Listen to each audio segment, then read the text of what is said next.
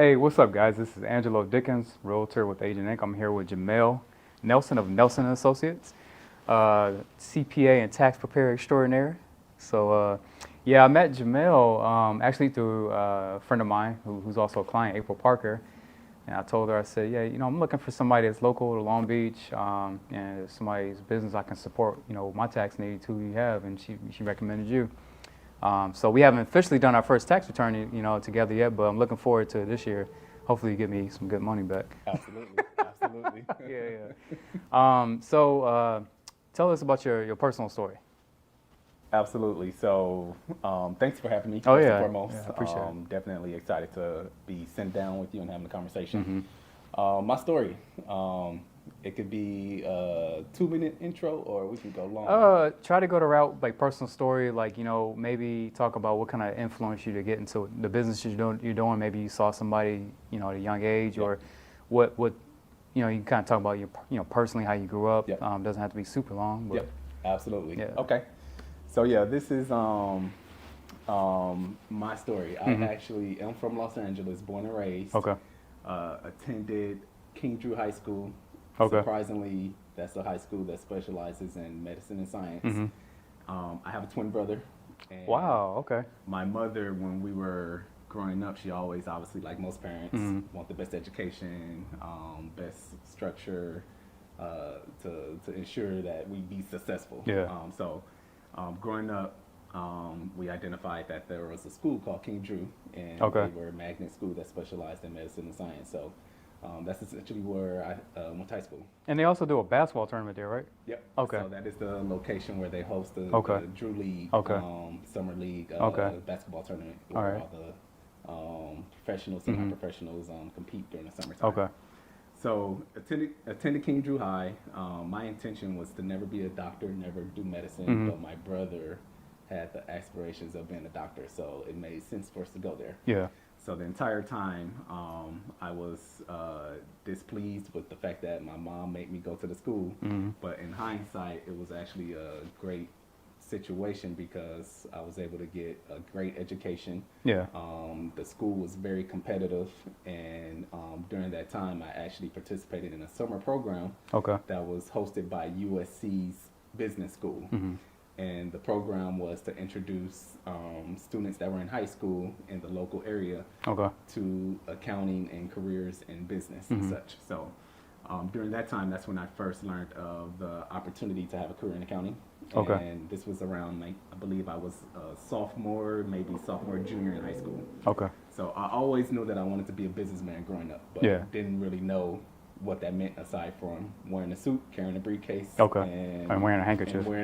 Yeah. So ultimately, once I did that program and participated in the program, I learned of a career in accounting. I learned of a. We won't take that out. Yep. It's part of the business. Yep, part of the business. Learned of my career, or learned of careers in accounting. Yeah. Got introduced to the big four accounting firms. I met actual partners at the firms. So at that particular point in time, that's when I said, man, I need to actually take a look at an accounting career and being an accountant. Okay. So because I was on the campus of USC, which hosted this program, at the time, USC was ranked #1 in the country for accounting. Wow. So that kind of inspired me to pursue USC and pursue a career in accounting. And as I became a senior, and it was time for us to start to apply for colleges, USC was my #1 choice. Okay. So once I actually went through the whole process, got accepted, I made the decision that I was going to go to USC. And then I mentioned I have a twin brother.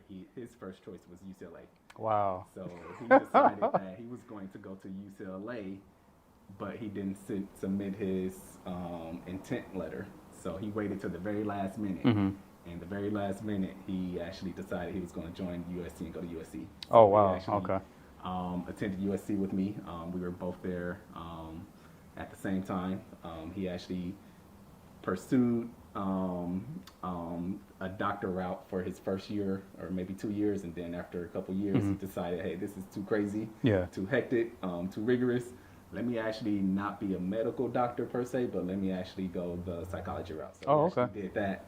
And I went and did the accounting route. And during that time, that's when I continued my pursuit in accounting. I interned with KPMG through a really stellar program called Inroads. So Inroads is a national organization that provides opportunities for individuals in underserved communities to get exposed to careers in accounting, business, engineering. So they offered a great opportunity for the participants to actually get linked up with corporate companies, Big Four firms, and do internships well before they were juniors and seniors. So I actually did an internship with KPMG my freshman year, sophomore year, junior year, senior year of college. Oh, wow. So that by the time I graduated, I already had a job lined up. Oh, that's cool. That's pretty much how I got into accounting. Once I graduated and started working full time, I had my first corporate job with KPMG. I did that for about 4 years in the downtown LA location. And as a employee there, I was working as an auditor. Oh, so during that time, this was right around the height of PCLB. Yeah. This is, I don't know if you're familiar with Enron. Yeah, I remember them. WorldCom. Houston, Texas. Yeah. Yep. So at the time, the PCLB and SEC didn't necessarily have the strict rules that they have now, and what led those companies to fall was the fact that they didn't have complete governance and oversight over their financial reporting and internal controls. Okay. So a lot of the executives were cooking the books. Oh, wow. They didn't necessarily have legitimate financial statements that were produced. Okay. So because of that, the government had to step in and to prevent future occurrences at that scale and to give the public confidence in the reports that were being issued for public companies. It created a big opportunity for firms like KPMG, Deloitte, Ernst & Young, PwC, the Big Four firms, to actually like get work and employ folks like myself to go out and audit public companies. Wow. So that's what I did to start my career out. I was an auditor. Okay. And because I did attend USC, because I did have the experience interning, it was always a thought in my mind that, hey, you're going to be a partner at the Big Four firm eventually. So you're going to work for 15, 20 years, work your way up and become a partner.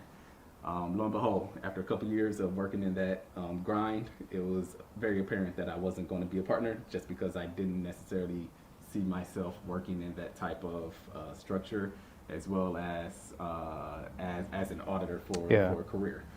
But it was a very, very good experience. It gave me good opportunity, a good base. And after about my 4th year or so, I decided that, hey, I'm actually going to leave the firm and go work in industry.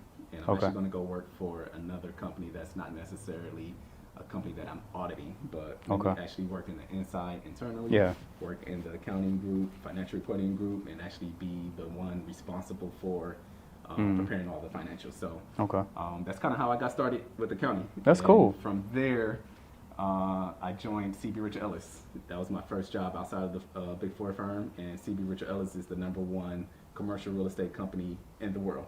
So I got some good experience there, and that's the story of how I got started. Yep. Just kind of like 2 quick questions I have, just on a personal level. I know that accounting kind of gets this stigma that it's kind of dry, maybe boring. And would you say that, like, it's kind of a 2-part question. Would you say there's a high demand for accountants all the time? And is it a dry, kind of boring or tedious type of job? It depends. It depends.